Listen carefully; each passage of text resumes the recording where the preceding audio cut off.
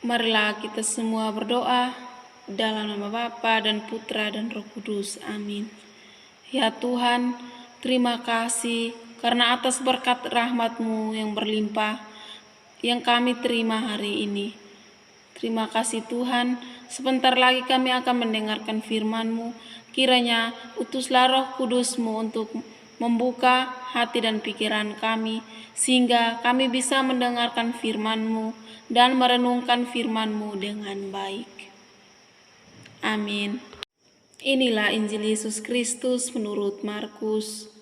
Dimuliakanlah Tuhan. Injil Markus bab 7 ayat 31 sampai dengan 37. Yesus menyembuhkan seorang tuli.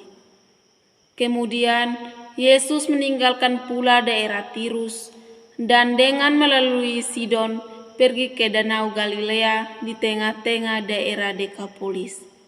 Di situ orang membawa kepadanya seorang yang tuli dan yang gagap dan memohon kepadanya supaya ia meletakkan tangannya atas orang itu.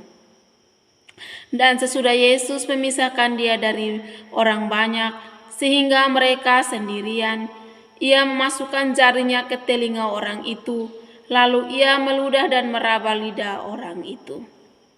Kemudian sambil menghadapkan ke langit, Yesus menarik nafas dan berkata kepadanya, "Efatah," artinya terbukalah.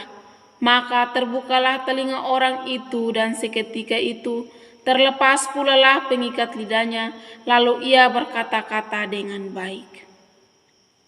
Yesus berpesan kepada orang-orang yang ada di situ supaya jangan menceritakan kepada siapapun juga. Tetapi makin dilarangnya mereka, makin luas mereka memberitakannya. Mereka takjub dan tercengang dan berkata, "Ia menjadikan segala-galanya baik, yang tuli dijadikannya mendengar, yang bisu dijadikannya berkata-kata." Demikianlah sabda Tuhan. Terpujilah Kristus. Saudara-saudariku yang terkasih di dalam Kristus Tuhan, tuli berarti tidak bisa mendengarkan. Seorang tuli tidak bisa mendengarkan suara atau kata-kata. Ia tidak bisa memahami nilai atau pesan yang dibawa suara. Jika seorang tuli menjadi sembuh, maka ia akan mampu mendengarkan suara dan terbuka kemungkinan untuk mengerti isinya. Selanjutnya, dengan memahami pesan yang dibawa oleh suara, memungkinkan pula ia berbuat sesuatu. Dalam arti tertentu, kita bisa digolongkan seorang tuli. Kita masuk dalam jajaran orang yang menutup telinga dan menolak untuk mendengarkan sabda Tuhan. Ajaran perintah dan larangan Tuhan kita abaikan. Kita cenderung mendengarkan dan menaati apa kata hati kita.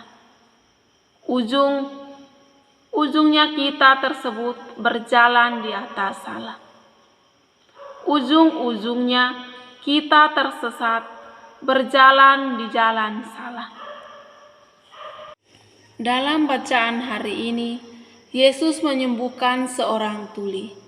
Orang yang tadinya tidak bisa mendengar, dibuatnya mendengar. Orang tuli dibuatnya mampu memahami dan menghayati sabda Tuhan. Mujizat penyembuhan tersebut seharusnya terjadi juga atas kita. Biarkan Yesus membuka katup penutup telinga batin kita. Kita buka hati kita pada sabda dan kehendak-Nya. Kita pahami dan hayati pesan-pesannya. Dengan demikian, kita berjalan di jalan yang benar. Kita selamat. Semoga. Ya Allah, bukalah telinga batinku untuk mendengarkan dan menghayati sabda-Mu.